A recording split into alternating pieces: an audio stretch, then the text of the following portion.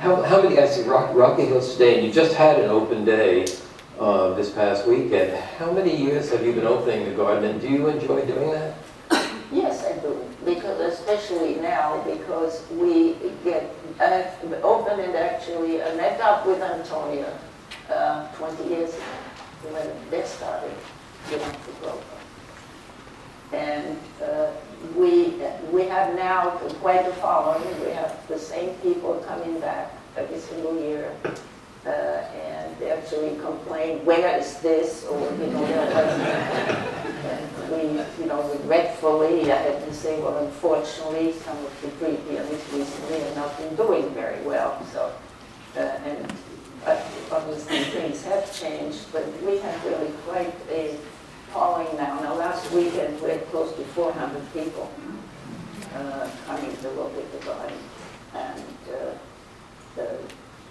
we, since it is going to be a public garden, and it's going to do the county, and so we have been trying now to start doing things that would be educational and would be helpful for a lot of gardeners that start. I mean, and because I think we all will have to learn how to think very differently in the near future. There's going to be less water for us to use in the gardens. There's going to be a lot of things will change because climate is changing, regardless what some people think. And we've seen it the last few years, especially. There have been so many changes. Just what the weather does to us, already now, and it's going to be more and more. And, we have been trying to make an effort to try to see what we can do to help people, garden better, with less. And with definitely different plants that have different needs than we are, used to. To go back to sort of the aesthetics and the use of color, if I go back just once, that is all very, very beautiful, but sort of, I think, calm and maybe even safe. Beautiful in a very safe way. And then you get here, and I must say that the photograph on the left, the two pale yellow, well, sort of mid-yellow and pale yellow, is all in very, very good taste, and reminds me actually of your living room, which is basically a color palette of beiges and that sort of thing, which you said you have never changed in 50 years. The way it went in is the way it is, which is great. But then something sort of happens, at least for me something happens. It starts getting wilder. I don't know whether this is intentional or not, but, and I don't know that I ever did, some of these in my photographs capture it, but you begin getting what I like to think of as something that happened as a result of your having visited India, and sort of very sort of Indian shades with oranges and yellows and fuchsias and all together, and it's absolutely wonderful. A lot of things happen just by themselves. So, I'm not supposed to say that. That's the wrong answer. God. I mix up, I have to, the azaleas are so easy to transplant, right? And they get too big and they're on the wrong place, so I put them somewhere else, and then it turned out it doesn't look so bad. It looks okay. I think it's terrific. I love it that way.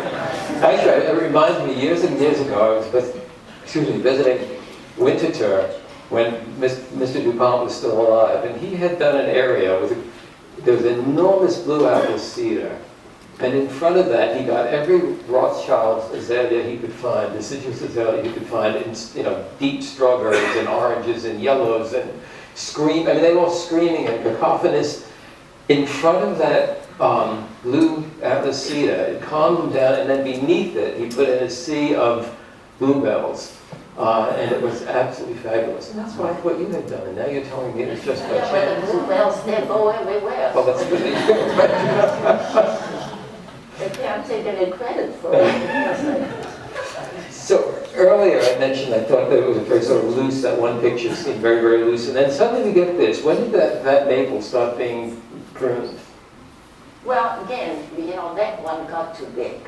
you know, and so I think it needed, you see, the way when, you know, when I started pruning the few of those areas, we do very, very few, as you know, but occasionally it just needs, you know, a shape to sort of rescue eye a bit, because there's so much of, you know, nature around that does its own thing, that it needs a little bit of, you know, calming down. And I think this is, you know, why we started pruning those, you know, the magnolias.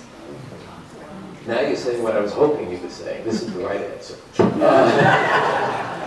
It's all about... I realized we didn't reverse this. No, we did not. Ever so slightly. I think it is, you know, shapes. And then the part of the garden we're going to go into next, which is one of my favorite parts, I think is all about, I mean, there you see it looking back to the house, to that extraordinary maple. And then this creature on the left-hand side, you told me how that came about, but I can't remember. It's actually two Japanese maples that have become one. Well, it came about because I do have a very extraordinary arborist that takes care of my place here now for many years. It's close to 25 years. And and occasionally, you know, he comes up with some very, very good ideas. And there is a reason why, you know, first these maples grew together, you know, whether they're, I let them, I've tried other times when you get seedlings, when you get some red and some green, to try to make them behave, but most of the time they don't behave. But these, you know, stayed put. I mean, the red stayed put and the green stayed put. And there was a reason to make, you know, this hole in between there, because you have the walkways, you know, in the back there. And there are a lot of very nice azaleas, and you can look through that hole where everything is green, and you look onto the azaleas up there. And the same thing, when you walk down, you look through, you know, again, the hole, and you look onto, you know, the other part of the garden. So there was reason, you know, to shape it this way. So you had a little porthole sort of view in both directions. Great. But then this whole area of blue garden, the blue conifers, and which to me is, as I say, one of the most exciting parts of the garden. It's all about shape. And you've, for years now, have said to me, well, you don't really know anything about horticulture. You don't really know anything about gardening. And, and I always say that the fact of the matter is that you've got an absolutely wonderful eye. And I think that putting plants together is no different from putting a room together. And it's all about the shapes. It may be a lamp, and it may be a sofa, and it may be a side table, but it's all about the shape. It's architecture, and that's what comes through in these pictures. I assume that's what you were doing. I think, well, instinctively, right?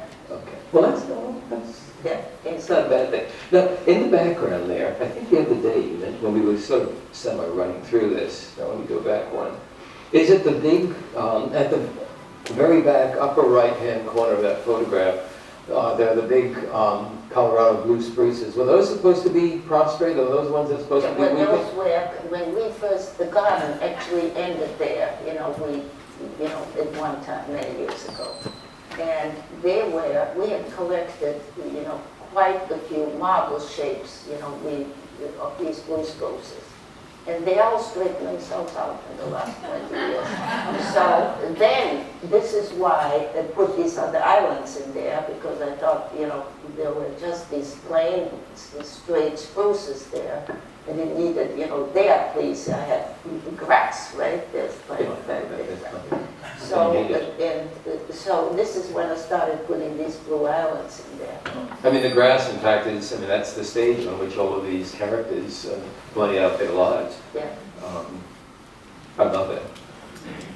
And similarly here, where you've made a group of what I think of as gnomes, these Alberta spruces. Again, it's sculpture. It happens to grow, but it's sculpture. It's wonderful.